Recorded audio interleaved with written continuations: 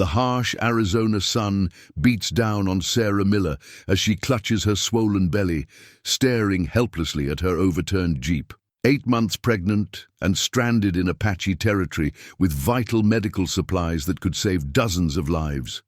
Just when dehydration begins to blur her vision, a silhouette appears on the canyon ridge. A weathered cowboy with one arm, his eyes holding stories of loss and redemption. He dismounts, offering a calloused hand and a chance at survival through trails only he knows. But the Apaches are watching, and these canyons hold secrets darker than the coming night. What mysterious past drove this lone cowboy to risk everything for a stranger? 3 days earlier, Sarah Miller stood before the San Francisco Medical Board, her leather-bound medical journal clutched tightly against her chest. The morning sickness had finally subsided, but at 8 months pregnant, she could barely see her feet over her rounded belly. Still, her voice never wavered as she made her case. The measles outbreak in the Arizona settlements has already claimed 12 lives, she said, her finger tracing the careful notes she'd kept of each reported case. Without these vaccines, we're looking at losing entire families. The nearest doctor is 200 miles away, and half the children haven't had their basic immunizations. Dr. Harrison, the chief of medicine, peered at her over wire-rimmed spectacles. "Miss Miller, your dedication is admirable, but in your condition—" He gestured vaguely at her belly. Sarah squared her shoulders.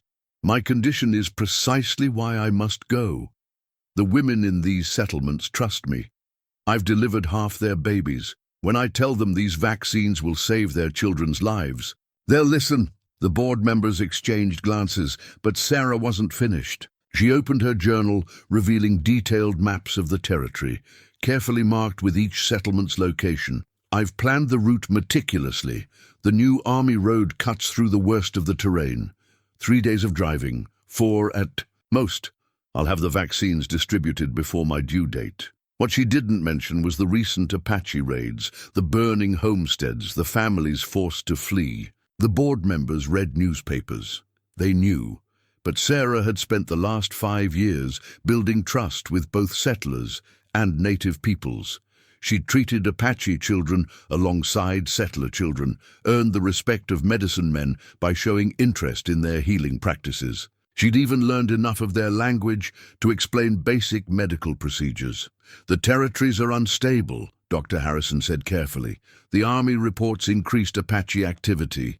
Even with the new road—" Sarah closed her journal with deliberate care. "With respect, sir, every day we delay means another child at risk. I've already arranged for Martha Jenkins to take over my duties here. The mission truck is packed. I only need your signature on the vaccine release forms." Later that evening, as Sarah loaded the last crate of medical supplies into her Jeep, she found a folded note tucked beneath her windshield wiper. Inside was Dr. Harrison's careful script. "Godspeed, Miss Miller. Return safely, both of you." The first day of driving went smoothly. Sarah kept the Jeep at a steady pace, one hand occasionally rubbing her belly as the baby kicked in protest of the bumpy road. She'd made this drive dozens of times, but never with such precious cargo. In the back, carefully packed in ice, lay enough vaccines to protect hundreds of children. Her last radio check-in came just after noon on the second day. "Base, this is Miller, passing checkpoint Charlie, all supplies secure, over." The radio crackled. "Copy that, Miller. Weather report shows possible storms. Consider holding at the next waypoint, over." Sarah glanced at the gathering clouds. "Negative, base. These vaccines won't keep forever. Proceeding to Settlement 4. Will report at sunset, over." She didn't wait for a response. The radio reception would be spotty through the next stretch anyway. The new Army road wound through a series of narrow canyons, barely wide enough for a single vehicle. Beautiful country, but treacherous. The locals called it the Devil's Spine. As she navigated a particularly tight turn, Sarah's thoughts drifted to the faces waiting for her. Little Tommy Carson, whose mother wrote that he'd been running a fever. The Martinez twins, due for their booster shots. Elderly Mrs. Whitaker, who needed her heart medication. The first drop of rain hit her windshield, then another. Within minutes, the dry desert air filled with the sharp scent of wet sage and stone. Sarah slowed the Jeep, squinting through the increasingly heavy downpour. The canyon walls seemed to close in, their red stone surfaces turning deep crimson in the rain. She saw the boulder too late. It wasn't large, probably shaken loose by the rain, but at her speed, the impact was devastating. The Jeep's front tire caught the rock at an angle, sending the vehicle into a sickening spin. Sarah felt weightless for a moment, her hands locked on the steering wheel, her mind filled with a single desperate prayer. Please, not my baby. The world turned upside down. Metal screamed against stone. The last thing Sarah saw before darkness claimed her was her precious medical journal, pages fluttering like broken wings as it sailed through the shattered windshield. When consciousness returned, it came in fragments. The taste of blood in her mouth, the sound of rain on metal, the sharp smell of gasoline. Sarah forced her eyes open, finding herself still strapped in her seat, the Jeep resting on its side. Against the canyon wall, her first conscious movement was to touch her belly. The baby kicked in response, strong and steady. Sarah released a sob of relief, then immediately began assessing her situation with professional detachment. Head injury, minor, probably just a concussion, various cuts and bruises, nothing broken, but her right ankle screamed in protest when she tried to move it. The real problem was the Jeep. Even if she could right it, the axle was clearly broken. And the medical supplies. Sarah's heart sank as she saw the scattered contents of her cargo. Some of the crates had burst open, their precious contents strewn across the canyon floor. The vaccines, at least, were in their insulated containers, if she could reach them before the ice melted. But she couldn't reach them, not alone, not in her condition. And her radio, she discovered with growing dread, was smashed beyond repair. Sarah Miller, who had never failed at anything in her life, who had fought her way through medical school while working 3 jobs, who had earned the trust of both settlers and Apaches through sheer determination, found herself doing something she hadn't done since her father's funeral. She cried. The sound echoed off the canyon walls, mixing with the diminishing rain. As the tears subsided, Sarah forced herself to think practically. She had water. 2 canteens that hadn't burst in the crash, some dried food in her personal bag, basic medical supplies in her satchel.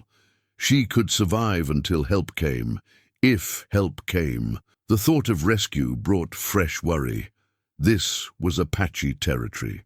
While she had friends among them, these weren't the same bands she knew from the settlements. These were the ghost warriors, the ones who still fought against any encroachment on their lands.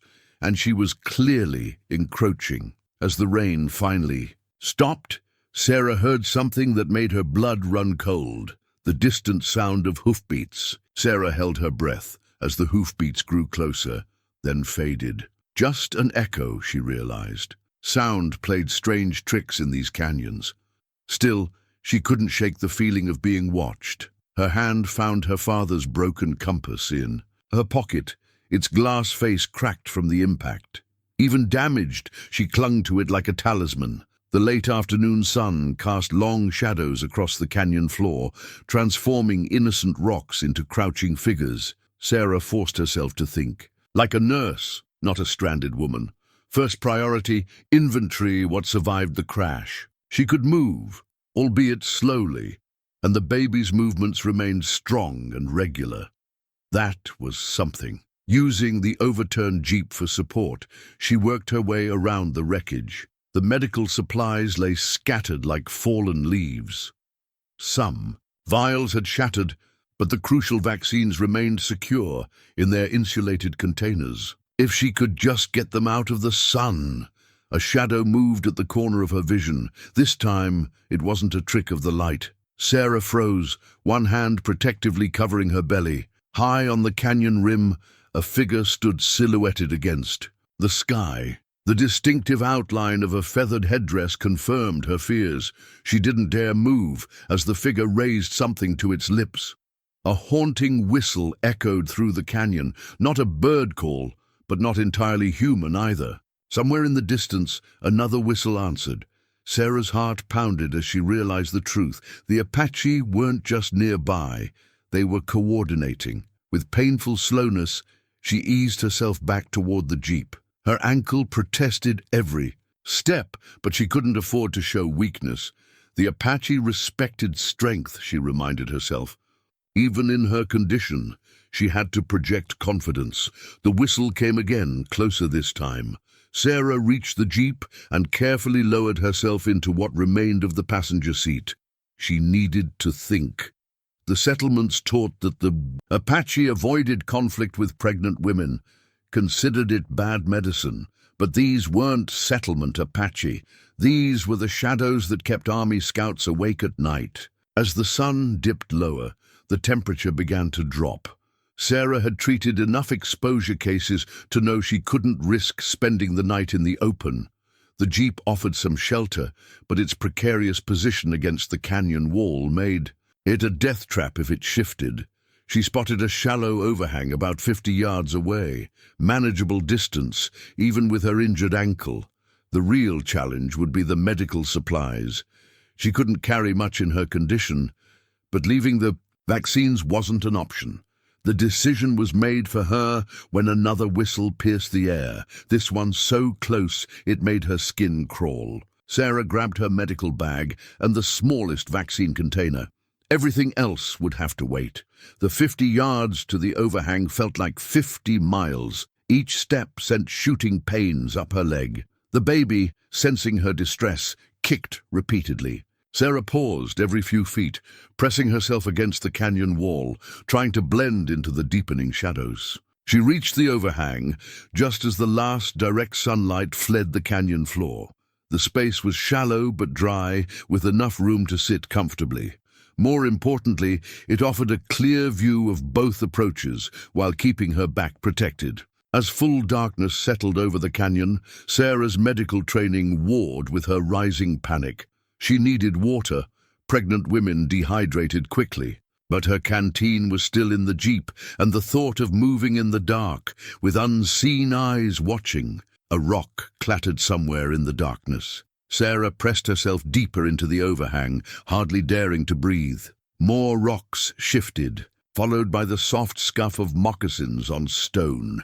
They were coming closer. The moon rose, painting the canyon in silver and shadow. In that ethereal light, Sarah caught glimpses of movement, fluid shapes that seemed more spirit than human. The Apache were no longer trying to hide their presence. They were letting her know she was surrounded. Sarah's hand found the compass. Again, its familiar weight grounded her, helped her think past the fear. She wasn't just some helpless woman. She was a nurse who had earned respect from both settlers and natives.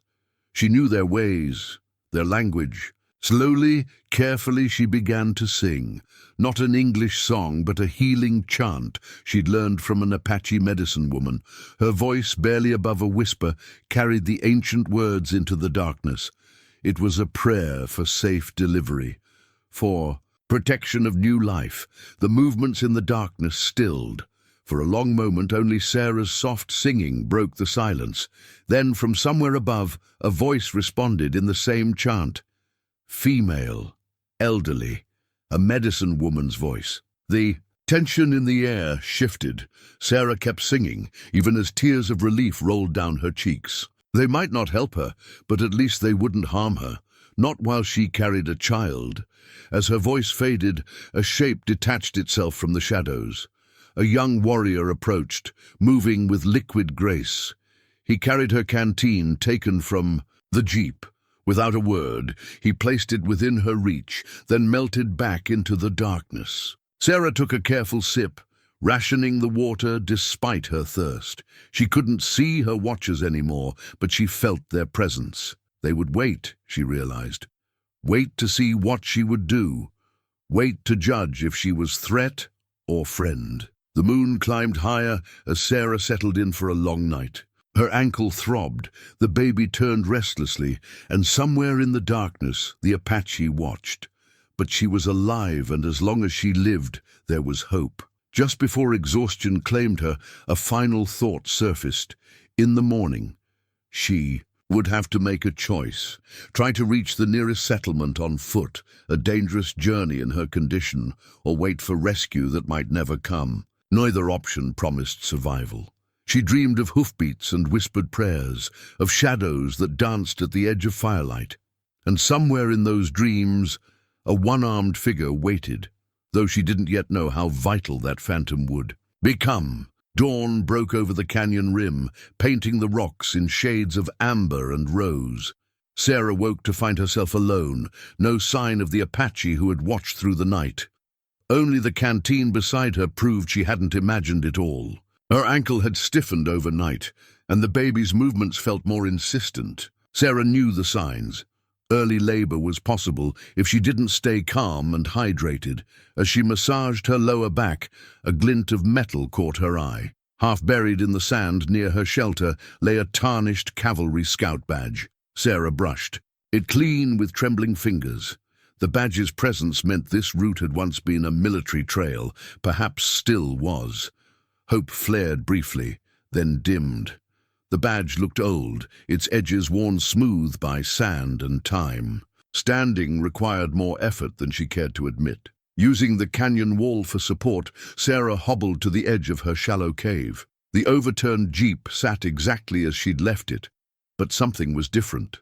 The scattered medical supplies had been gathered into neat piles, sheltered from the sun beneath a makeshift lean-to of canvas and broken branches. Someone had been busy while she slept.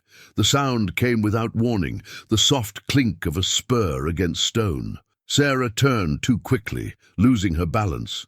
As she stumbled, a strong arm caught her from behind. "Easy there, ma'am." The voice was deep, roughened by years of desert winds. Sarah found herself supported by a tall man in dust-covered range clothes. His left sleeve hung empty, neatly pinned at the shoulder, but his right arm held her steady with surprising gentleness. "The Apache," Sarah began. "Gone for now." He helped her regain her footing. "Name's James Cooper. Most folks just call me Scout." His eyes, the pale blue of a winter sky, took in her condition with professional assessment. "Though I reckon you need a doctor more than a scout right about now." Sarah straightened, trying to reclaim some dignity. "I am a doctor. Well, a nurse. Sarah Miller." The ghost of a smile touched his weathered face. "Figured as much from all them medical supplies. Army patrol spotted smoke from your wreck yesterday. Evening, asked me to check it out, being as I know these canyons better than most." He kept his hand at her elbow as they walked toward the jeep, matching his pace to her limping stride. Sarah studied him with a nurse's eye. Mid-40s, she guessed, with the lean, rope-tough build of a lifetime horseman. His missing arms spoke of bold violence, but he moved with the easy confidence of a man long adapted to his disability. "The vaccines," she said suddenly. "They need to be kept cool. Already handled." Cooper gestured to the lean-to. "Packed them in wet sand. Old Apache trick. Evaporation keeps things cool, almost as good as ice. Won't last forever, but it'll buy some time." The mention of the Apache made Sarah glance nervously at the canyon rims. Cooper noticed. "They're still watching," he said quietly. "Always are. But they know me. Long as you're with me, they'll keep their distance." "You speak their language?" "Some. Enough to trade insults and stay alive." He touched the empty sleeve absently. "Learned the hard way that understanding them means more than just knowing their words." Sarah spotted movement high above, a fleeting shadow that vanished as quickly as it appeared. "Last night they could have, but they didn't." Cooper began checking the piles of salvage supplies. "Apache have their own code. Pregnant woman medical supplies. They figured out you weren't a threat. Probably decided to let the desert decide your fate instead." "How reassuring," Sarah said dryly. That ghost of a smile returned. "Ma'am, out here, not being killed is about as reassuring as it gets." As they sorted through the supplies, Cooper told her what she already suspected. The jeep was beyond repair. The nearest settlement was 3 days' hard walk, assuming her ankle could handle it.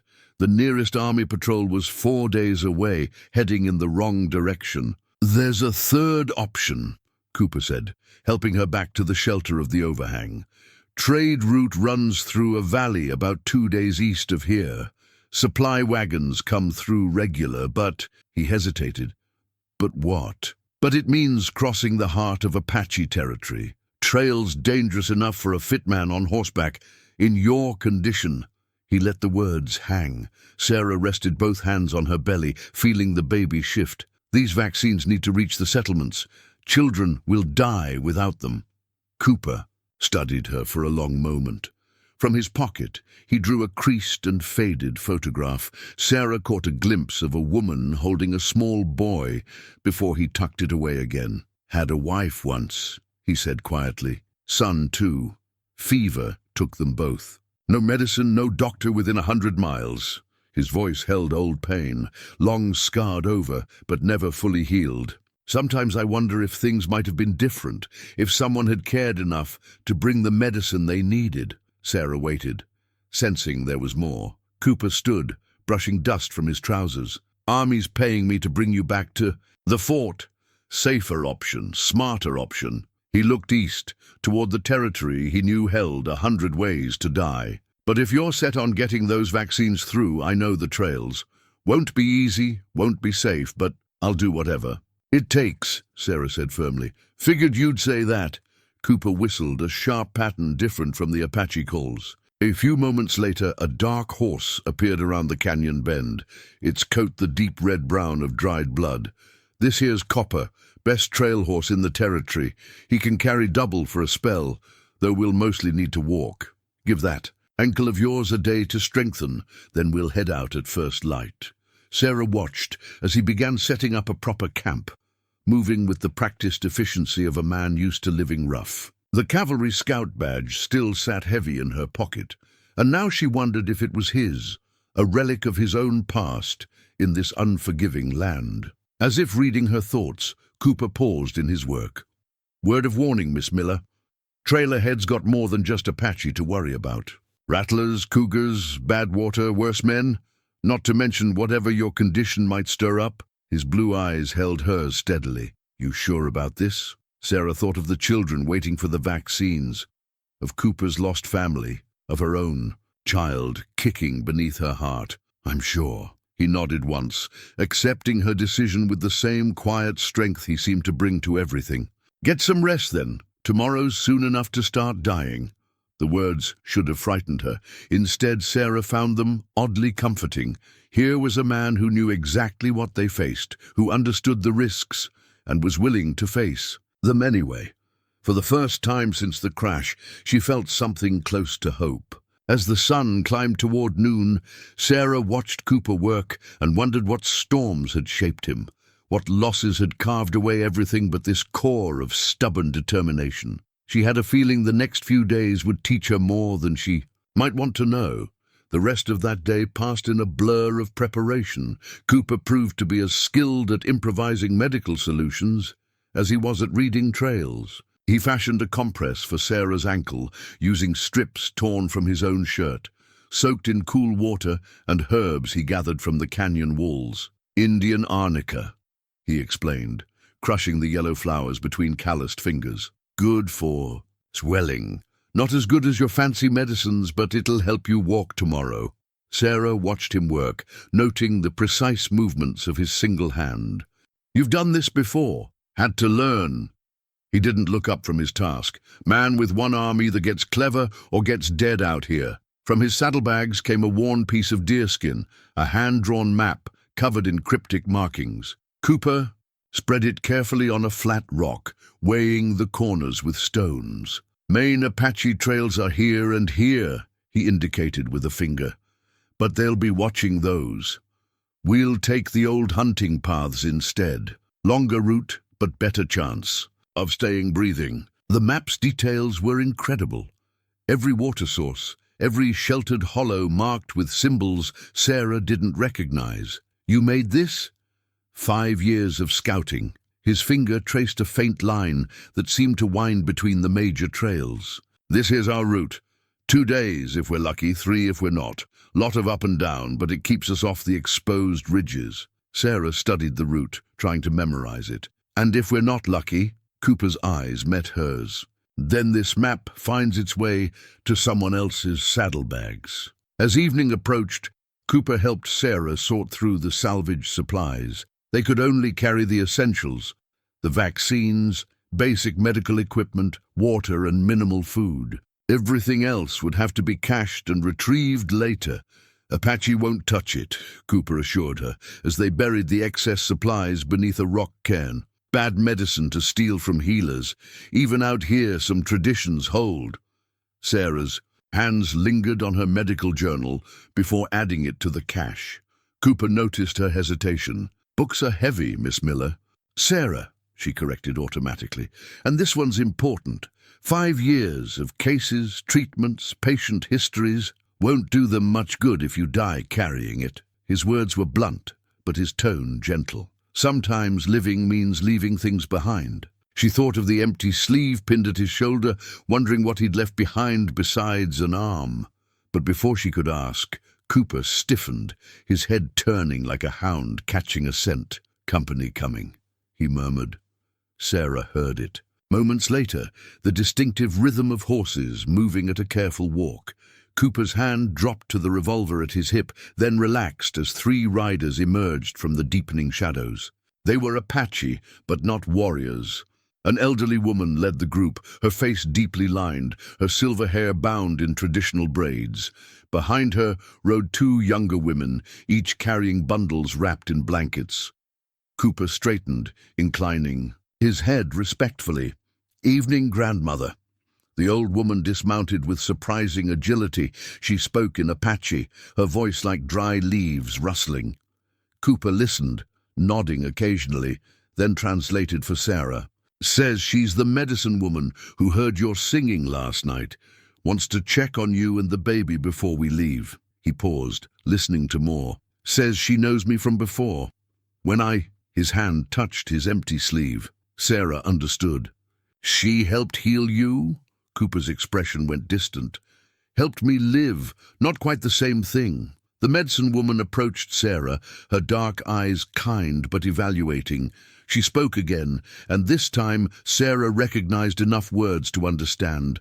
The old woman was offering a blessing for safe birth. What followed was a careful examination, conducted with implements both familiar and strange to Sarah's medical training. The medicine woman hummed softly as she worked, occasionally asking questions that Cooper translated. Finally, she stepped back satisfied. She handed Sarah a small leather pouch filled with dried herbs. Through Cooper's translation, she explained their use, some for pain, some for strength, some to ease the baby's passage when the time came. "Thank you," Sarah said in careful Apache. The old woman smiled, revealing surprisingly strong teeth. She spoke again, and this time Cooper's translation came with a slight flush to his weathered cheeks. "Says you two walk a dangerous path, but the spirits approve.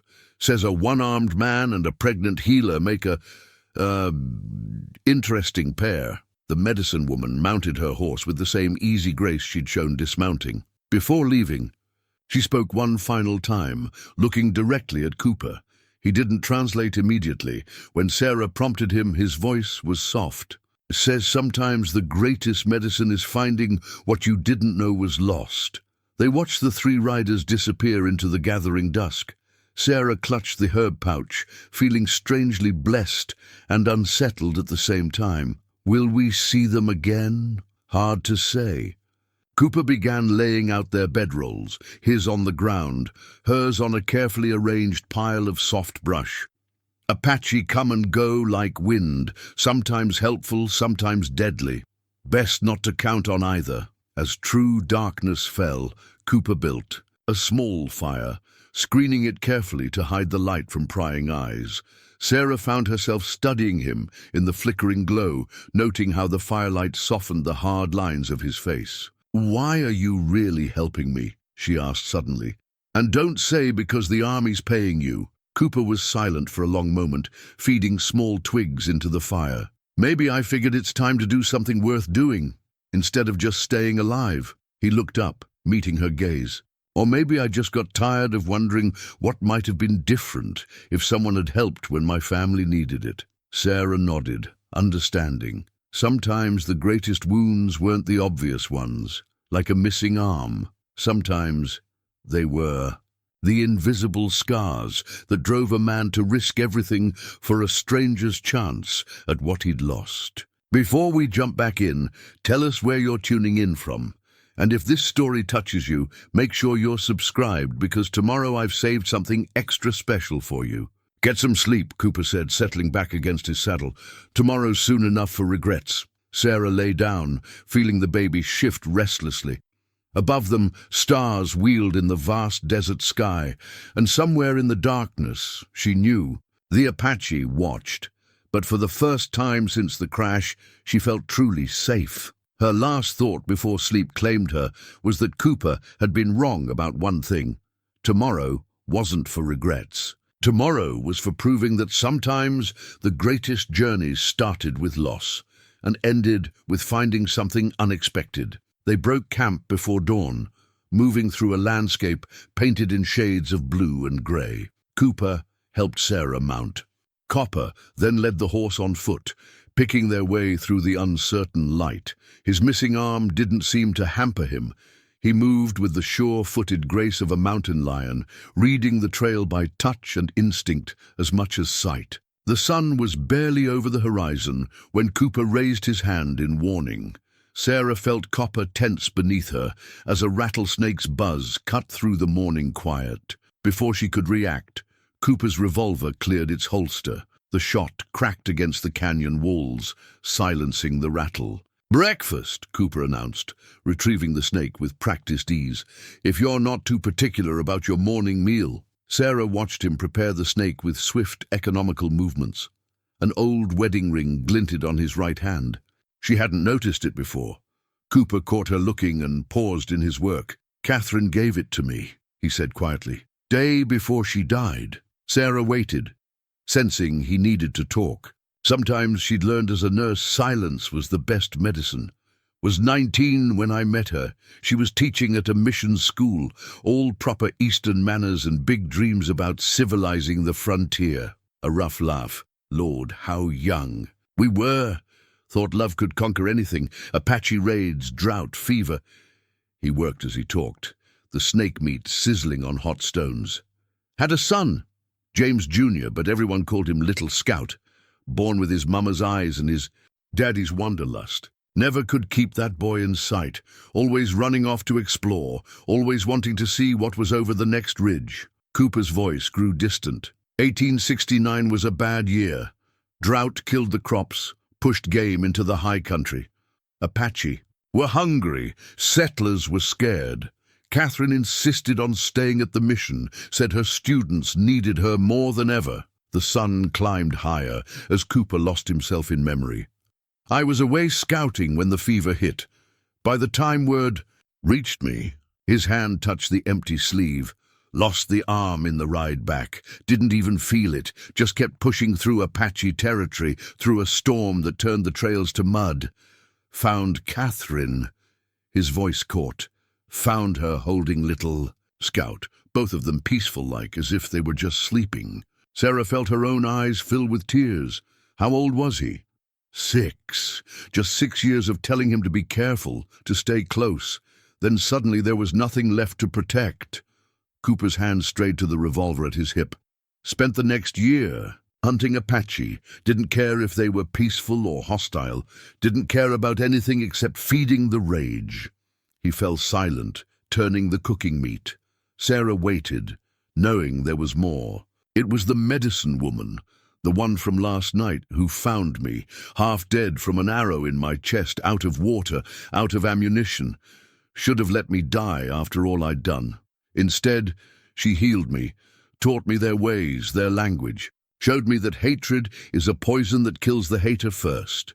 "Is that why you're helping me?" Sarah asked softly. "Redemption," Cooper shook his head. "Redemption's a rich man's word. Out here we just do what needs doing. Sometimes that means killing snakes, sometimes it means helping strangers." He offered her a portion of the cooked meat. "Sometimes it means learning to live with one arm and a head full of ghosts." The snake meat was surprisingly tender. As they ate, Sarah felt the baby kick vigorously. Cooper noticed her wince. Little one's active this morning. She's always active. Yes, she mothers intuition. Sarah smiled, then sobered. I keep thinking about what you said last night, about doing something worth doing. Having second, in thoughts about our scenic tour of Apache territory. No, thinking about Catherine, about her students. Sarah met his eyes. She was right, you know. Sometimes staying is braver than running. Cooper was silent for a long moment. Finally he said, Catherine used to say something similar. Said courage isn't about not being afraid, it's about being afraid and doing what's right anyway. She sounds like she was remarkable. She was. Cooper's hand touched the wedding ring. Too good for the likes of me, that's certain. But she saw something worth loving, even in a rough scout with more scars than sense. As they packed up camp, Sarah noticed Cooper moving stiffly. Let me look at your arm. He started to protest, but she fixed him with her best nurse's stare. I may be pregnant, but I'm still a medical professional. The medicine woman wasn't the only one who noticed you favoring that side. Reluctantly, Cooper allowed her to examine the scarred stump of his left arm. Her practiced fingers found knots of tension, old injury sites that had healed poorly. As she worked, she felt him gradually relax under her touch. Catherine was a healer too, in her way. He said softly, not with medicines and bandages, but with words and patience. She'd have liked you. Sarah continued her examination, using techniques she'd learned from both Western medicine and Apache healers. Tell me about her. Tell me about Little Scout. Sometimes sharing memories is its own kind of medicine. And so, as the morning deepened and the trail wound ever eastward, Cooper spoke of his lost family, of Catherine's laugh and Little Scout's fearless curiosity, of picnics by mountain streams and lessons in tracking deer, of a life that had been full of love before fate and fever tore it apart. Sarah listened, her hands working to ease his physical pain while her presence helped ease a deeper ache. She understood now why he had agreed to this dangerous journey. It wasn't about redemption or payment. It was about honoring the memory of a woman who had stayed to help others, and a boy who had never feared the next ridge. When she finished, Cooper flexed his shoulder experimentally. Feels better, thank you. That's what partners do, Sarah said simply. We help each other carry our burdens. Cooper's eyes met hers, something soft and surprised in their pale depths. Then he nodded once, accepting the word partners and all it implied. They resumed their journey, each lost in thought, but something had shifted between them, as subtle and significant as the changing light on the canyon walls. They were no longer just a one-armed scout and a pregnant nurse. They were two souls, walking wounded through dangerous territory, helping each other find a path through grief towards something that might, just might, feel like hope. The heat of midday drove them to seek shelter beneath a granite overhang. Cooper helped Sarah dismount, his movements precise and careful, despite his single arm. As she settled against the cool stone, he pulled something from a crevice, a single eagle feather, deliberately placed. Warning? Sarah asked, recognizing the significance from her time with the settlement Apache. Cooper studied the feather's markings. Message, from friends if you can call them that. He traced the red ochre lines painted on the shaft. War party passed through here yesterday. Young bloods looking to make a name for themselves. How can you tell? Markings. Older warriors don't need to prove anything. He tucked the feather into his shirt. Means we need to be extra careful. Young warriors are unpredictable, might ignore the medicine woman's blessing if they think they can gain honor from it. Sarah felt the baby shift restlessly. What are our options? Could backtrack, find another route. Cooper's eyes scanned the terrain. But that means missing our rendezvous with the supply wagons. Those vaccines of yours won't keep forever. Before Sarah could respond, a stone clattered down the canyon wall. Cooper's hand moved to his revolver, but he didn't draw. Too obvious for Apache, he murmured. They're wanting us to know they're here. 3 figures materialized from the heat shimmer like spirits. Young men stripped for war, their faces painted in stark designs. Their leader carried a Winchester rifle with casual confidence. The others held bows that looked deceptively primitive, but could send arrows through an inch of pine at 50 paces. Cooper stepped forward, positioning himself between them and Sarah. He spoke in Apache, his voice calm but carrying. The leader answered with a harsh laugh, gesturing at Cooper's empty sleeve. "What's he saying?" Sarah whispered. "Nothing worth repeating." Cooper switched to English. "We're passing through. No trouble. The medicine woman gave her blessing." The leader spat words that made Cooper's jaw tighten. The young warrior took a step forward, rifle raising slightly. Cooper didn't move, didn't reach for his gun. Instead, he spoke again in Apache, this time in a formal cadence that Sarah recognized as ritual language. The effect was immediate. The other two warriors shifted uneasily, looking to their leader. He barked something that might have been a question. "Told them who I am," Cooper said quietly. "Who I was before. Names have power with Apache. Some names carry more weight than others." The leader lowered his rifle fractionally. His eyes moved to Sarah, to her obvious pregnancy. He spoke again, this time without the earlier aggression. "Says we can pass," Cooper translated, "but we have to leave something in trade, custom of the territory." Sarah reached for her medical bag, but Cooper stopped her. "No, those supplies are spoken for." He removed his cavalry scout badge from his shirt and held it out. "This carries meaning for them. Reminder that not all blue coats were enemies." The leader accepted the badge, turning it in the sunlight. He spoke once more, touched his chest in a gesture of respect, and melted back into the landscape with his companions. When they were alone again, Sarah released a breath she hadn't realized she was holding. "That badge meant something to you." "Just metal." Cooper helped her back onto copper. "Sometimes letting go of the past is the only way to have a future." They traveled in silence for the next hour, both aware that eyes still watched from the canyon walls. Occasionally a stone would clatter down, or a bush would rustle against the wind, reminders that they moved only by the Apache's sufferance. "Tell me about your name," Sarah said finally, "the one that made them listen." Cooper was quiet for so long she thought he wouldn't answer. "After Catherine and Little Scout died, I did things. Hunting Apache like I told you. Got good at it. Too good." His voice held old pain. "They called me Ghost Who Walks Alone. Not a name of honor, more like a warning to their children. But you changed. The medicine woman changed me, showed me I was honoring no one's memory with vengeance."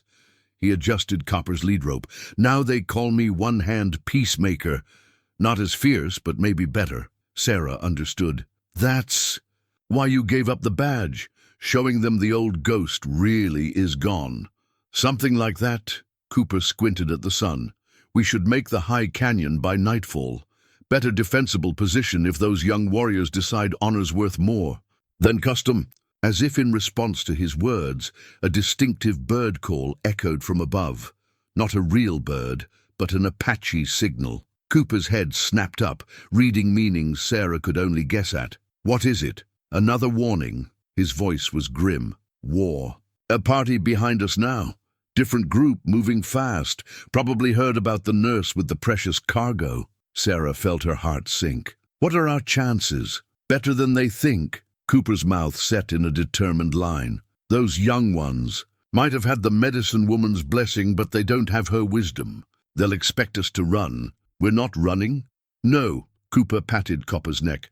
"We're going to do something much more dangerous. We're going to hide in plain sight, using their own sacred grounds against them." Sarah remembered stories from the settlements, whispered tales of places even the boldest Apache feared to tread. "Is that wise?" "Probably not." Cooper managed a tight smile. "But sometimes the only way out is through. Besides, you've got healing magic and I've got old ghosts.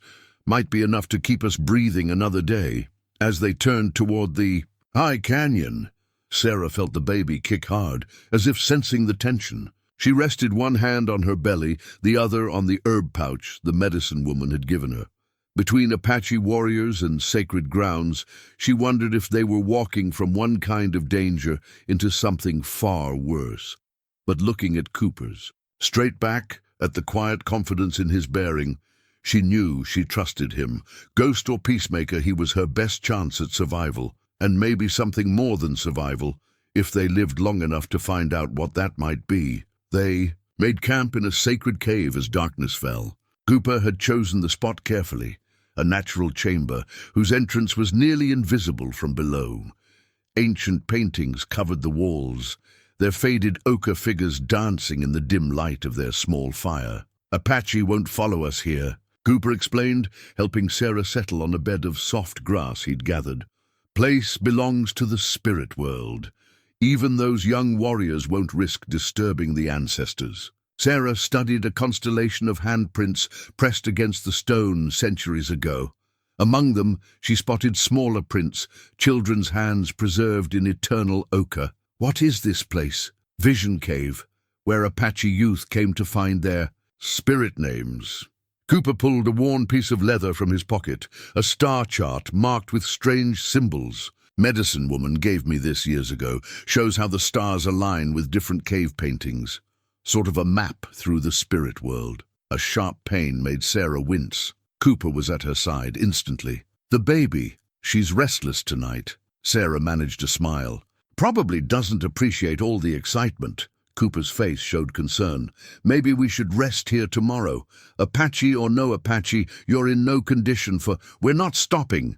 Sarah's voice was firm. "Those vaccines are needed. Every day we delay might mean life or death, I remember." Cooper sat back, studying her. "You're as stubborn as Catherine was. Tell me about her again." "About both of them?" Sarah asked softly. Sometimes sharing memories helped ease present pain. Cooper was quiet for a moment, watching the fire cast shadows on the ancient paintings. Little Scout loved caves like this. Used to make up stories about each painting, warriors becoming eagles, hunters chasing spirit deer.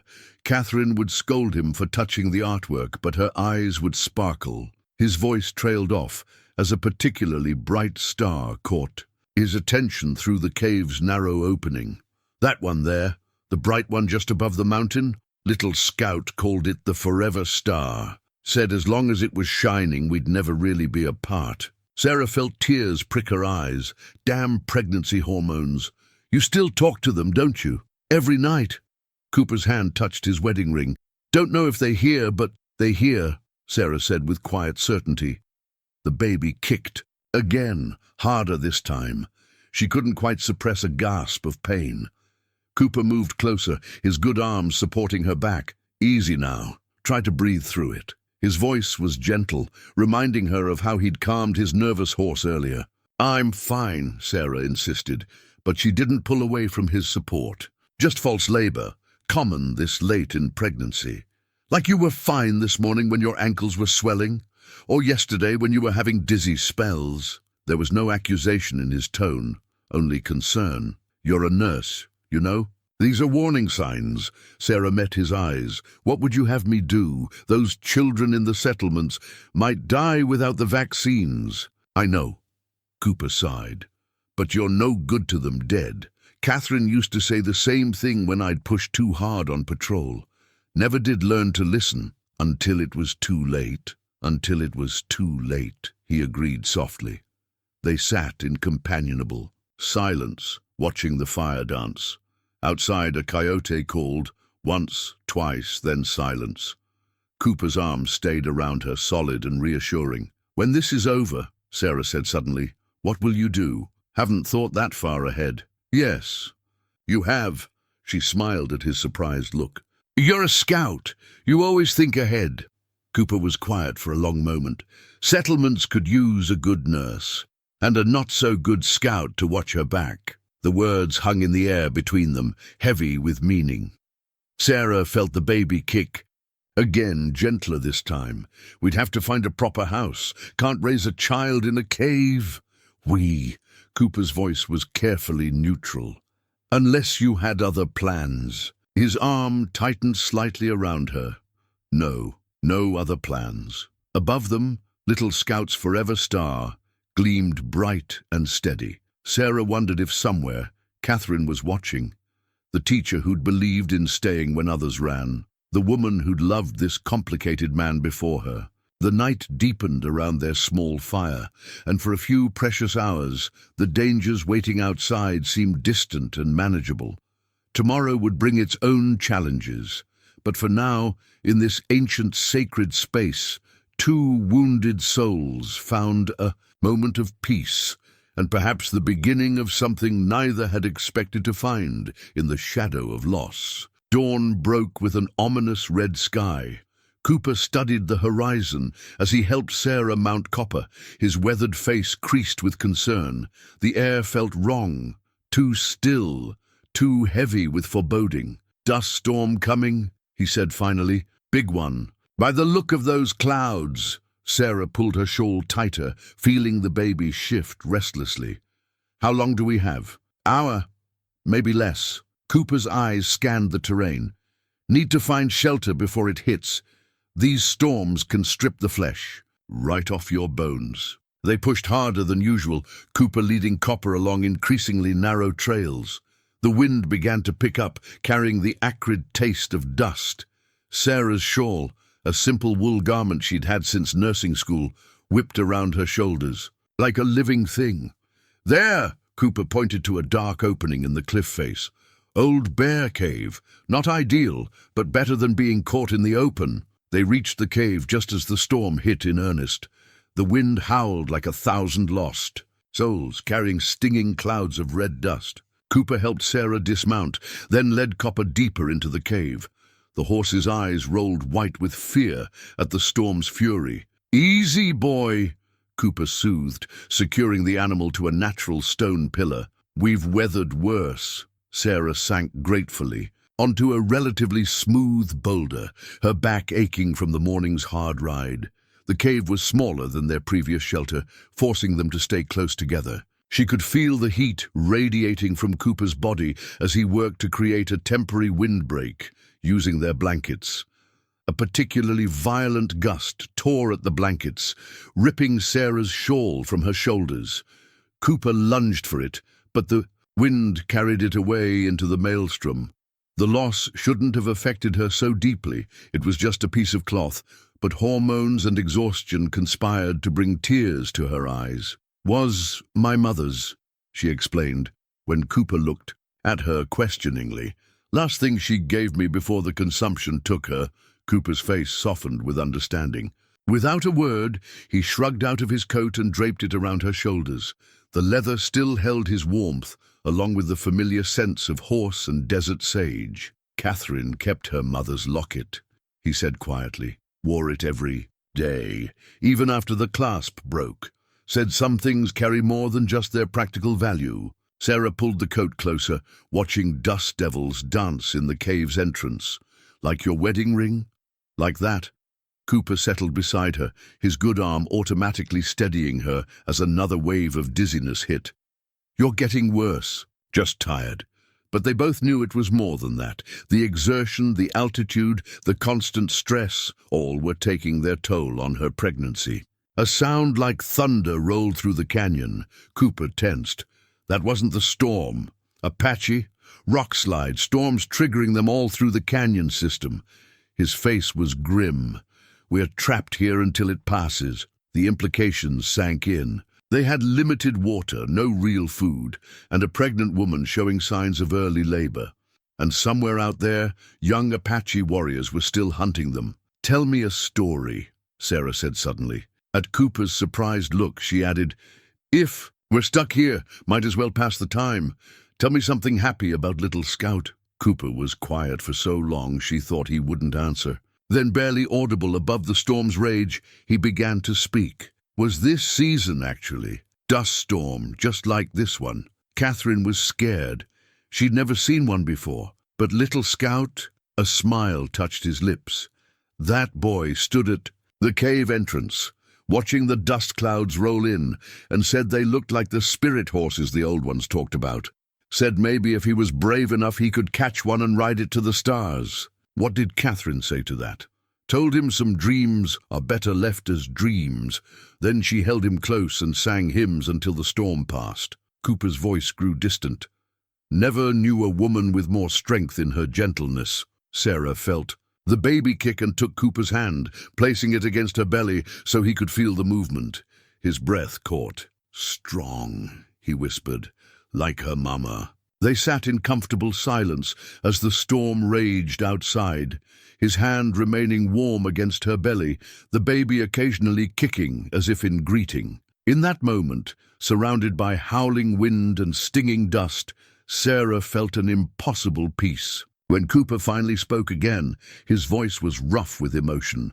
"Been thinking about what you said, about settling in the settlements. And maybe it's time to stop walking alone."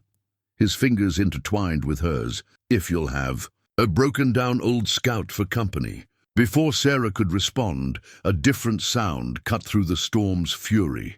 The distinctive crack of a rifle, followed by the impact of a bullet against stone near the cave's entrance. The Apache had found them.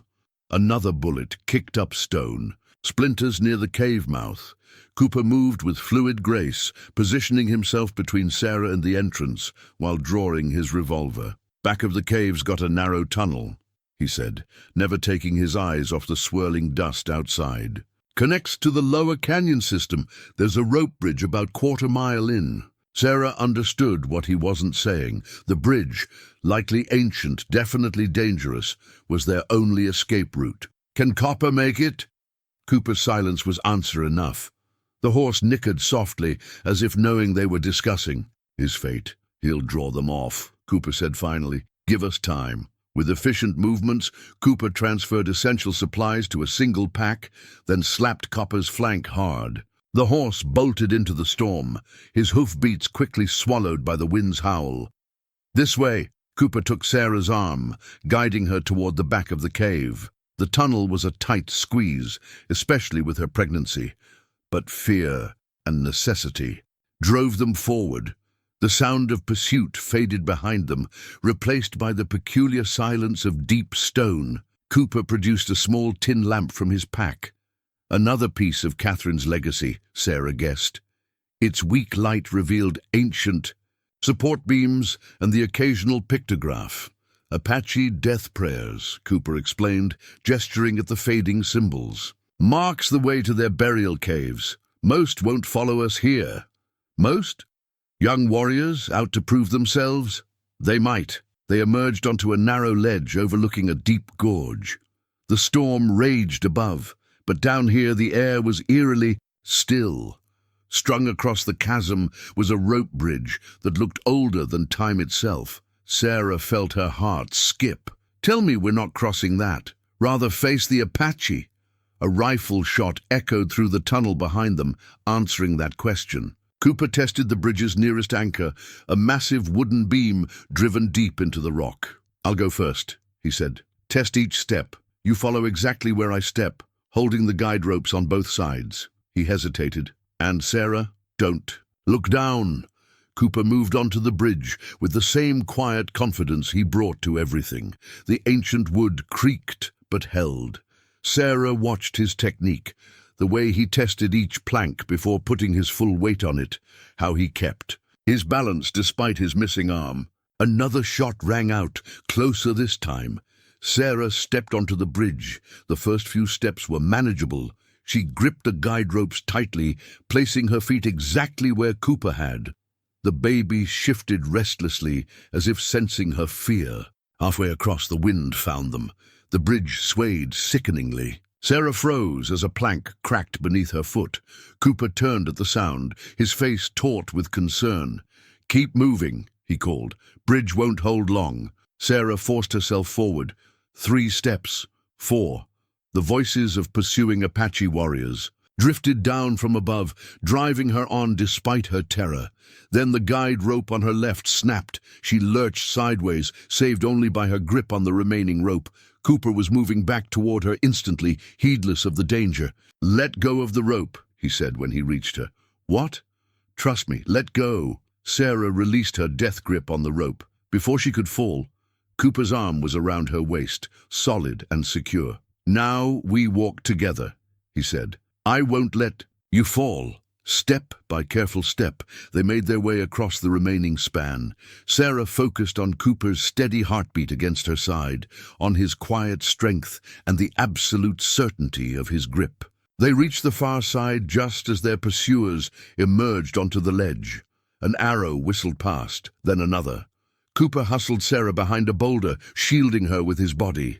Young voices called out in Apache, their words lost to the wind. Cooper answered in the same language, his tone carrying both warning and command. Silence fell, then more Apache words, these ones followed by rough laughter.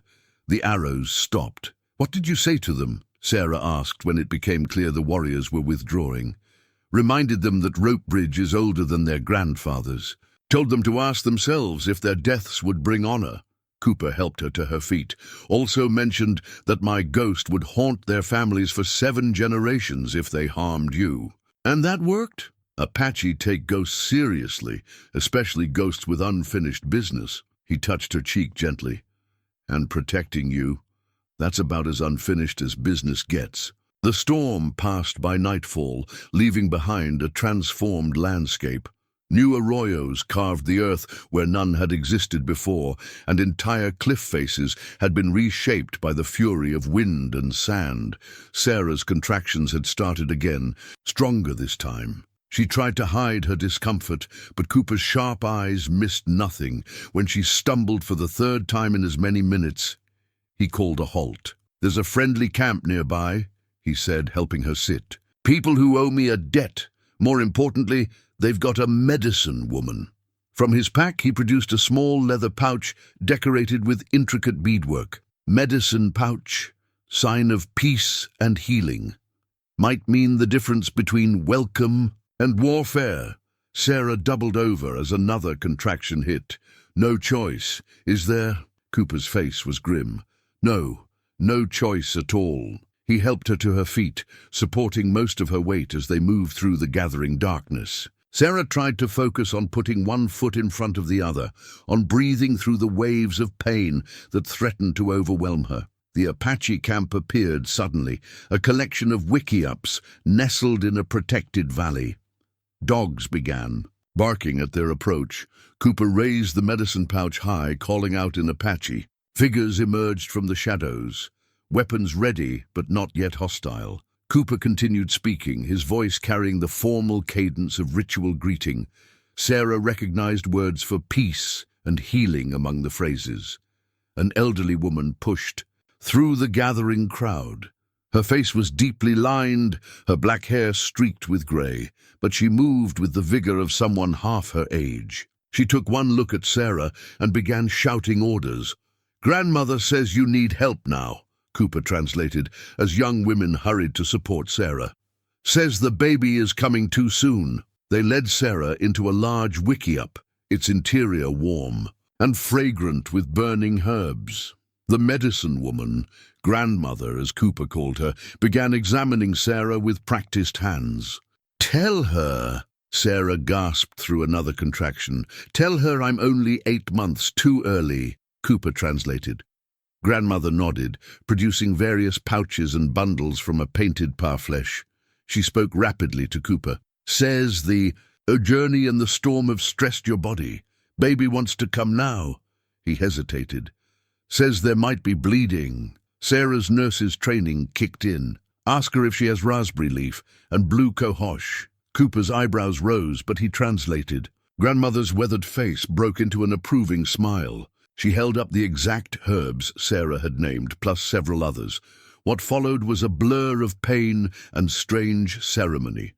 Grandmother alternated between practical medicine and spiritual ritual, burning sacred herbs while administering therapeutic teas. Other women came and went, bringing water and clean cloths, singing soft songs that seemed to make the pain more manageable. Cooper remained nearby, translating when needed, but mostly just being a steady presence. At one point, when the pain was nearly unbearable, Sarah grabbed his hand. "Catherine," she gasped, "when she was in labor with little Scout, was it like this?" A shadow crossed Cooper's face. "Worse. No medicine woman, no proper supplies, just her and me in a cabin during the worst winter storm I'd ever seen." His hand tightened on hers. But she was strong, like you're strong. Grandmother said something sharp, making Cooper flush. She says less talking, more breathing. The night deepened. Sarah drifted in and out of awareness, anchored only by Cooper's presence and Grandmother's quiet competence. The contractions gradually eased under the influence of the herbs and ceremonies. Near dawn, Grandmother made a final examination. She spoke at length to Cooper, her tone satisfied. Says the danger has passed, Cooper translated. Baby's settled, but, he frowned, says you carry two spirits now, one that grew beneath your heart, one that walks beside you. Says both need protecting. Sarah met his eyes, understanding. She means you. Cooper looked away, but not before she saw the emotion in his face.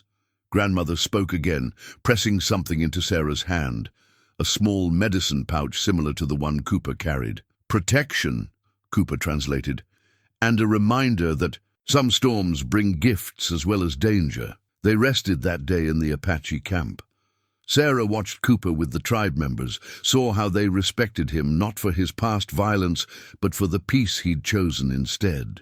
He played with the children, spoke with the elders, and somehow managed to replace their dwindling medical supplies from the tribe's own stores. That evening, as Sarah sat outside watching the sunset, Grandmother joined her. Through gestures, and the few Apache words Sarah knew, the old woman made her meaning clear. Sarah carried more than just a baby. She carried hope, the kind of hope that could heal old wounds and build new bridges.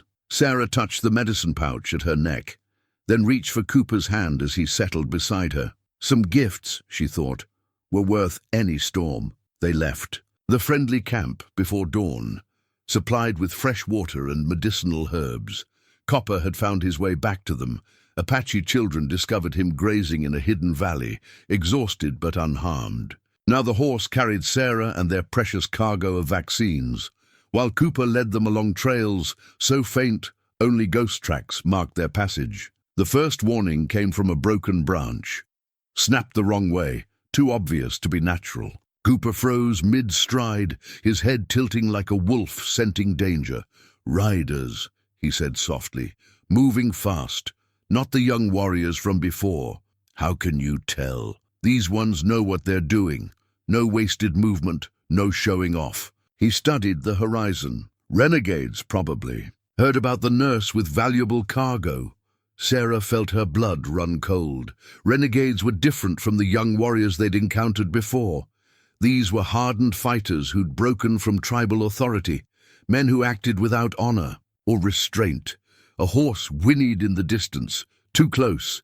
Cooper's face hardened as he spotted dust rising from the valley below. At least 6 riders, well mounted.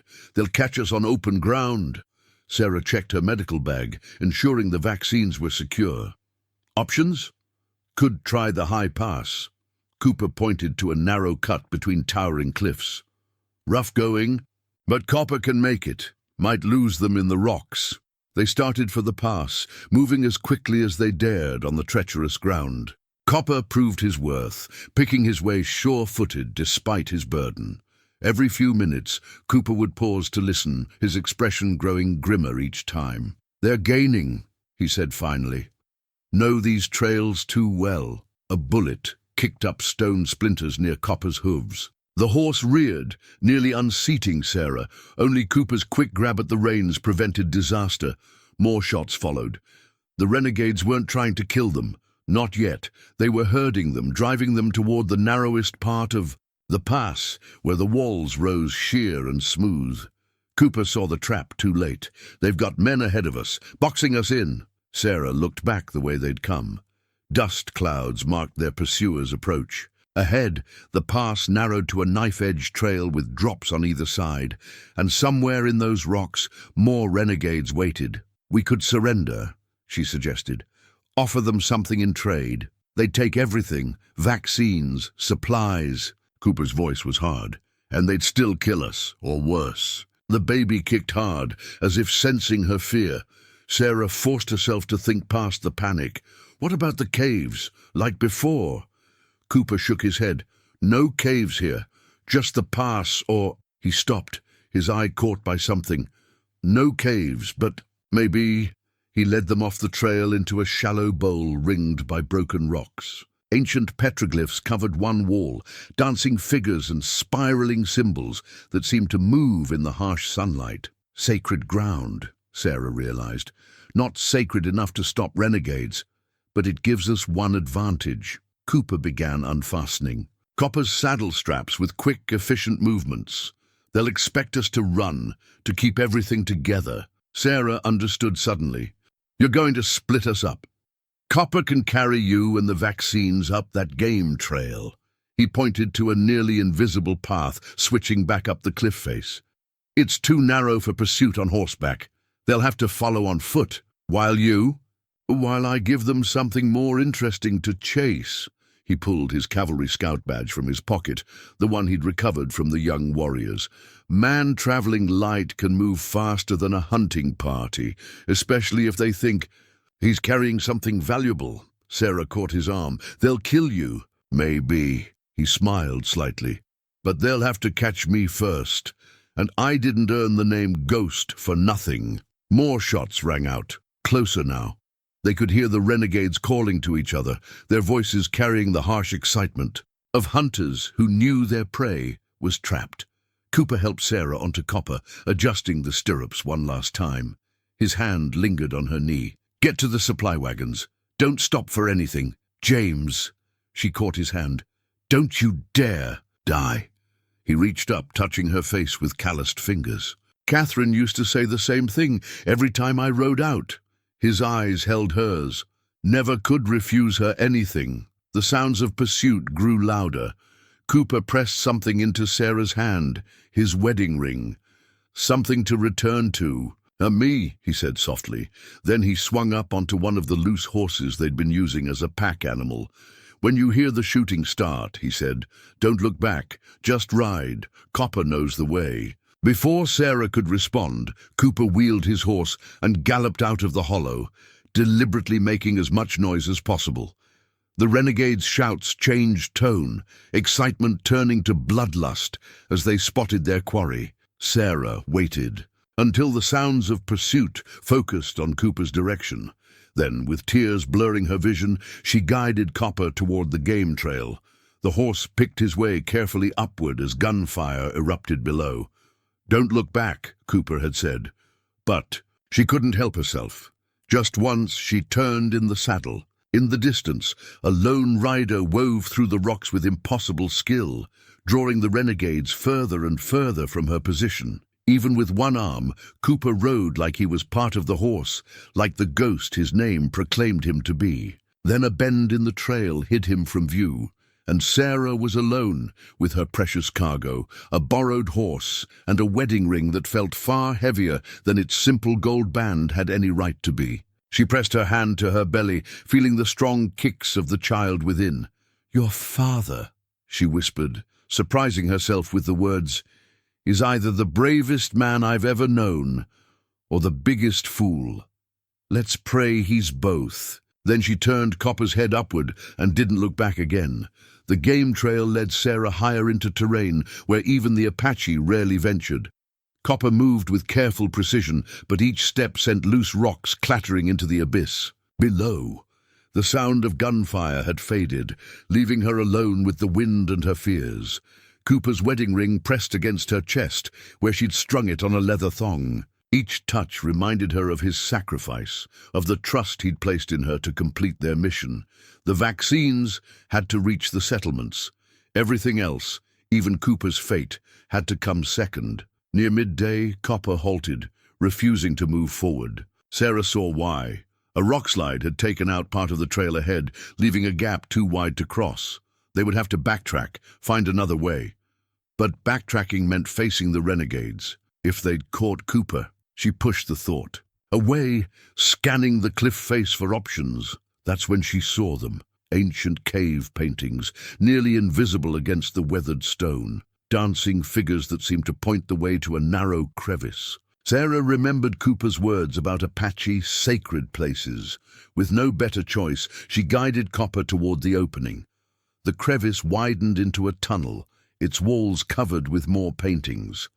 These were different from the others she'd seen. Not war parties or hunting scenes, but maps, spirit maps, showing hidden paths through the canyons. The tunnel opened into a vast chamber lit by shafts of sunlight falling through cracks in the ceiling. More paintings covered every surface, telling stories Sarah could only guess at. But one series caught her eye.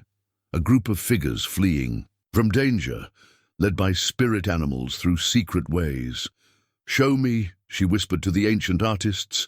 "Show me the way through." As if in answer, she spotted a pattern in the paintings, a repeating symbol that looked like a breaking wave. The same symbol appeared on Cooper's star chart, marking safe passages.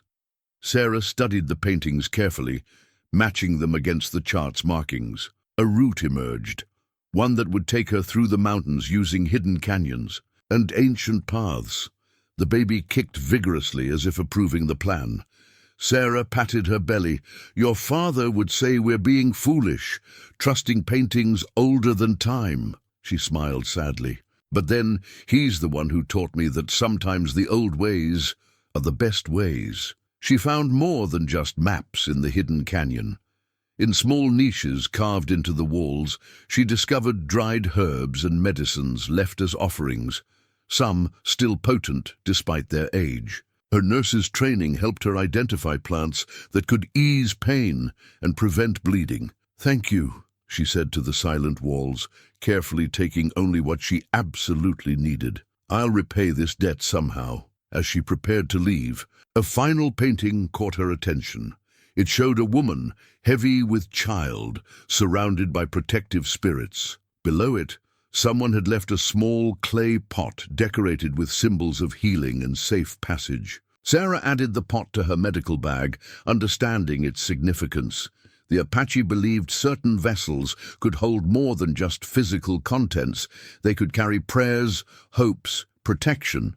This one had waited who knew how long to serve its purpose. Moving carefully in the uncertain light, she led Copper back to the tunnel entrance. The sun had shifted, revealing a path she hadn't noticed before, one that would take them down into a different canyon system, well away from their pursuers. Before leaving the chamber, Sarah pressed her hand against the ancient paintings, adding her own print to the countless others left by travelers seeking guidance. The baby kicked again, stronger this time. "Yes, little one," she murmured. "We're not alone, not really." She touched Cooper's ring one last time, then urged Copper forward. Behind her, the chamber's shadows held centuries of stories, of escape, survival, and help found in unexpected places. Ahead lay more challenges, but now she carried something beyond mere supplies and medicine. She carried the wisdom of those who had passed this way before, who had left their knowledge painted on stone for others in desperate need, and somehow she knew these ancient guides would lead her true. As they emerged into sunlight, a red-tailed hawk circled overhead, crying out once before leading the way south. Sarah smiled, remembering Cooper's tales of spirit guides. "All right," she said to the hawk, the baby, and whatever spirits might be listening. "Show me the path home." The hidden canyons protected Sarah from the renegades, but extracted their own price. By the second day, her water canteen was half empty, and Copper's sides heaved with effort in the thin mountain air. The hawk continued to appear at crucial moments, as if making sure they stayed on course. "Just a little further," Sarah encouraged Copper, though she had no idea if that was true. The ancient maps had led them through a maze of narrow valleys and steep-walled gorges.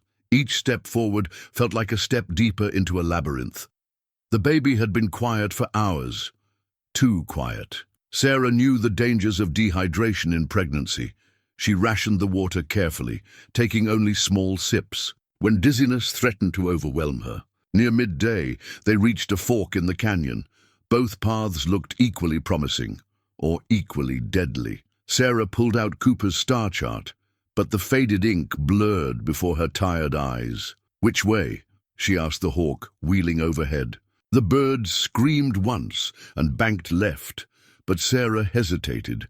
That path led away from where she thought the settlements should be. The baby kicked suddenly, hard enough to make her gasp. Sarah pressed her hand against her belly. "You too? All right, little one, we'll trust our guides." The left-hand canyon started wide, but quickly narrowed. Copper's shoulders barely cleared the walls in places. Sarah had to duck under low-hanging rocks, all while fighting waves of dizziness. "Should have grabbed more water," she muttered. "Your father would never have made such a basic mistake." Thinking of Cooper sent a fresh wave of worry through her. Had he survived the renegades? Was he searching for her now? The weight of his ring against her chest seemed heavier with each passing hour. The canyon took a sharp turn, and Sarah's heart sank. Ahead lay a seemingly dead end, a smooth wall of red rock rising hundreds of feet into the sky. She slumped in the saddle, fighting tears of exhaustion and despair. That's when she noticed the water stains on the rock face, dark streaks that suggested seasonal waterfalls, and where there were waterfalls, there must be a water source up there somewhere, she told Copper. The horse's ears pricked forward, perhaps catching the same scent of moisture in the air that had just reached Sarah. Using the last of her strength, she guided Copper along the cliff base. The hawk appeared again, landing on a boulder near a narrow crack in the rock. From inside came the unmistakable sound of trickling water. The crack was barely wide enough for Sarah to squeeze through. She had to dismount, leaving Copper to wait outside. Her medical bag caught on the rocks, and she had to carefully maneuver the precious vaccines through the tight space. The passage opened into a small grotto, its walls glittering with moisture. A tiny spring bubbled up from the ground, feeding a crystal-clear pool, barely bigger than a wash basin. Sarah forced herself to drink slowly, to let her body adjust. The water tasted of minerals and earth, sweet as salvation. She filled her canteen, then soaked her bandana to bring water back to Copper. The horse drank gratefully, but Sarah could see the toll the journey had taken. They needed real rest, but the vaccines had to be kept cool. Already she could feel the heat building in their insulated container. "Just hold on," she told both Copper and her unborn child. "The settlements. Can't be far now." But as she checked the vaccines, Sarah felt the first real contraction ripple across her belly. Not the false labor from before. This was different. This was real. "No," she whispered. "Not yet. Not here." She tried the breathing techniques grandmother had taught her, tried the pressure points that were supposed to delay labor. Nothing. Helped. Her body had decided it was time, regardless of the circumstances. Sarah forced herself to think like a nurse instead of a terrified mother-to-be. She had basic medical supplies, clean water, and a sheltered space. Women had given birth, in worse conditions. But as another contraction gripped her, she found herself reaching for Cooper's ring. "I need you," she whispered. "We need you." The hawk's cry echoed through the grotto, startling her. Through the crack in the rock, she could see it circling. Lower, more urgently. Something had caught its attention. Then she heard it, the distant but unmistakable sound of wagon wheels. The supply wagons. They had to be close to the main trail. Sarah gritted her teeth against another contraction. "Well, little one, looks like you'll have to wait just a bit longer. We've got vaccines to deliver first." She pulled herself back. Onto Copper, every movement and exercise in willpower. The hawk screamed again, showing the way. "Lead on," Sarah said through clenched teeth. "And please let it be close, because your timing, little one, is as bad as your father's sense of direction." First light painted the eastern sky in shades of pearl and gold as Sarah guided Copper. Down the last stretch of canyon. Each step jarred another contraction, but she forced herself to focus on the growing sounds of civilization ahead. Wagon wheels, voices, the distant bark of dogs. The hawk led them to a narrow gap between towering rocks. Beyond it lay the main supply trail, and Sarah could see dust rising from what had to be the morning wagon train. They'd made it, or nearly so. A contraction doubled her over in the saddle. When it passed, she found her hands wet with the first signs of her water breaking. The baby was coming, ready or not. "Just a little further," she whispered, as much to herself as to Copper. The horse's steps had grown uncertain with exhaustion, but his ears remained pricked forward toward the sounds of other horses. They emerged from the gap onto the main trail just as the first wagon came into view. Sarah tried to call out, but her voice cracked from thirst. The hawk solved her problem, diving low over the lead wagon with a piercing scream that made the horses snort and stamp. Lord above! The wagon master pulled his team to a halt, staring at Sarah. "Ma'am, you all right?" Another contraction hit before she could answer. The wagon master's eyes widened as he took in her condition, the obvious pregnancy, the medical bag, the exhausted horse. "The nurse," he said suddenly. "You're the one they've been looking for, the one with the vaccines." Sarah managed to nod. "Need to keep them cool. And I could use a doctor." The wagon master was already shouting orders, sending riders ahead to the settlement. Strong hands helped Sarah down from copper as another contraction racked her body. "Where's Cooper?" someone asked. "Word was he went to find you." Sarah clutched his ring, fighting back tears. Had to split up. Renegades. She didn't finish, couldn't finish. The next contraction took her breath away completely. They got her into a wagon padded with clean straw, the vaccines safely stowed in the coolest part of the cargo. As they started moving, Sarah caught a final glimpse of the hawk circling overhead before it disappeared back into the canyon. The wagon master drove his team hard, trying to make up for lost time. Each bump and jolt intensified Sarah's labor, but she refused to let them stop. "Vaccines first," she insisted. "They've got to reach the settlements before they spoil." "Begging your pardon, ma'am," the wagon master said, "but you're about to spoil yourself if we don't get you to help soon." Sarah would have laughed, if she could. Instead, she gripped Cooper's ring and focused on breathing through the increasingly powerful contractions. She thought of Catherine, giving birth to little Scout in that lonely cabin, of the medicine woman's gentle hands and ancient wisdom, of Cooper's quiet strength and unwavering support. The sun climbed higher as they raced toward civilization. Through waves of pain, Sarah caught glimpses of familiar landmarks. They were close now, so close. Then, just as another contraction peaked, she saw it. Smoke from cooking fires rising above the settlement walls. The gates standing open in welcome and running toward the wagon. Cooper? It couldn't be. Her mind had to be playing tricks, distorted by pain and exhaustion. But no, that was definitely a one-armed man sprinting toward them, his face a mixture of desperation and relief. "Thank God," she whispered as the wagon rolled to a stop. "Took you long enough." The last thing she saw before the next contraction claimed her was Cooper's face, lined with worry and trail dust, but wonderfully, impossibly alive. "Told you I'd come back," he said, reaching for her hand. Sarah managed a weak smile. "Good timing, because your child is about to make quite an entrance." The settlement's infirmary was little more than a converted barn, but to Sarah it might as well have been the finest hospital in San Francisco. As Cooper and the wagon master carried her inside, she caught glimpses of organized chaos. Women, boiling water, children running with clean linens, and Dr. Matthews, the settlement's elderly physician, rolling up his sleeves. "The vaccines," Sarah gasped between contractions. "They need already being distributed," Cooper assured her, his voice steady despite the worry in his eyes. "You did it, Sarah. You got them here." A strong contraction cut off her response. Dr. Matthews shooed everyone out except Cooper and his most experienced midwife. As they positioned Sarah on the birthing bed, she clutched Cooper's hand. "How did you escape the renegades?" "Led them into Skull Canyon." His thumb traced circles on her palm. "Places a maze. Lost them in the switchbacks. Doubled back through Apache burial grounds. Took me 2 days to pick up your trail again." Another contraction hit. Sarah squeezed his hand hard enough to make him wince. "Knew you'd find us, always," he said softly. The next hours passed in a blur of pain and determination.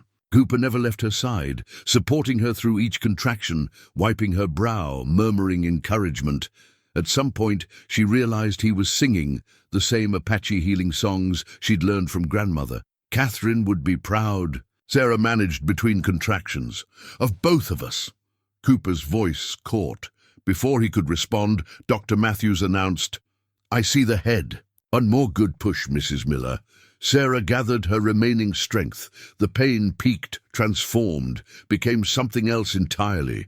Then, suddenly, a new sound filled the infirmary, the lusty cry of a healthy baby girl. "Perfect timing," Dr. Matthews said, wrapping the infant in a soft blanket that one of the settlement women had knitted.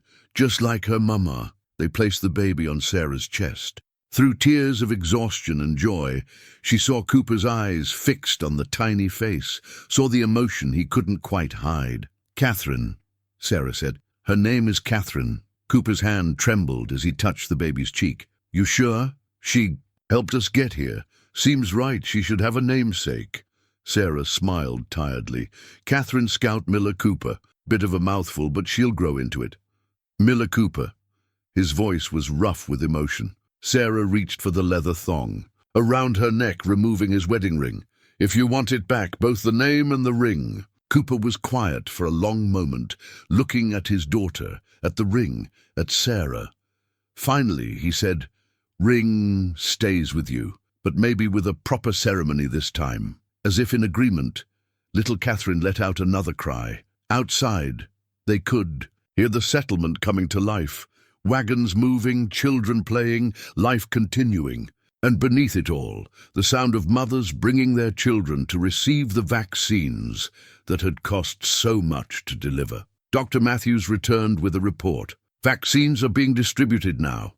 Already had 50 children through. You did it, Mrs. Miller, though I suppose it'll be Mrs. Cooper soon enough." Sarah looked at Cooper, saw the future in his eyes. "Yes," she said, "though I'll keep Miller for my medical practice. Town needs a proper nurse, after all." "Town needs a lot of things," Cooper agreed, "including a scout who knows better than to walk alone." Baby Catherine chose that moment to grip her father's finger with surprising strength. Cooper smiled, a real, full smile that transformed his weathered face. "Well now," he said softly, "looks like I've got 2 reasons to stay. Close to home." Sarah held her daughter close, feeling the rightness of everything, the completed mission, the saved lives, the found family. "Welcome home, Scout," she whispered. "All of us." 3 months passed in a blur of new parenthood and settling into community life. Sarah's medical practice flourished, with patients coming from neighboring settlements for her unique blend of Western medicine and Apache healing techniques. Cooper took on the role of settlement scout, mapping safe routes and maintaining peace with local tribes. The turning point came when a traveling craftsman arrived with something special, a prosthetic arm he'd designed specifically for Cooper. Sarah watched from the porch of their small house as Cooper tested the device, its clever system of straps and springs, allowing him to perform tasks that had been impossible before. "Feels strange," Cooper admitted that evening as Sarah helped him adjust the fittings, "like shaking hands with a ghost." "Good strange or bad strange?" Sarah asked, little Catherine sleeping peacefully in her cradle nearby. Cooper flexed the mechanical fingers thoughtfully. "Different, like everything else these days." He smiled at his daughter. "But different can be good." The prosthetic became a symbol of their new life, part of the old remaining while embracing change. Cooper used it when working with the settlement's horses, though he still preferred riding one-handed. The Apache children were fascinated by it, and their acceptance helped ease tensions between the settlement and tribe. Sarah often found Cooper in the nursery late at night, his prosthetic hand gently rocking Catherine's cradle while his reel. One held Catherine's old wedding ring, soon to be Sarah's. They would marry in the spring. Apache and settler traditions combined in a ceremony that, like them, bridged 2 worlds. "Never thought I'd have this again," Cooper said one such night as Sarah joined him. "Family, purpose, peace." Sarah touched the medicine pouch she still wore, grandmother's wedding gift to them both. Sometimes the best healing comes from unexpected medicine. Cooper gathered them both in his arms, one flesh, one mechanical, both equally gentle. "Then I'd say we've found the perfect prescription." 1 year to the day after Sarah's desperate journey through Apache territory, the settlement gathered to celebrate. Their small medical clinic had grown into a proper hospital where Sarah trained other nurses in both Western and Apache healing arts. Cooper's mapped trails had opened safe trade routes, bringing prosperity to both settlers and tribes. The celebration centered on a family portrait. Sarah, Cooper, and little Catherine posed before the hospital's fresh-painted doors. But it was more than just their family in the frame. Grandmother stood with them, her weathered hands holding Catherine while teaching her the Apache words for healing herbs. The young warriors who had once hunted them now served as guides for Cooper's trail mapping expeditions. Even Dr. Matthews had found his place, learning Apache medicine to complement his formal training. As the photographer prepared his camera, Sarah touched Cooper's wedding ring, the same one that had carried them through their darkest hours. Catherine, bright-eyed and curious as her namesake, reached for the medicine pouch at her mother's neck. "Some things," Cooper said softly, "come full circle." Sarah looked at their gathered community. Apache and settler, past and future, all the circles completing themselves in ways she could never have imagined during that desperate canyon crossing. "And some circles," she replied, "keep growing." The photographer counted down. Just before he captured the moment, a red-tailed hawk circled overhead, its cry blessing the new paths they had forged together.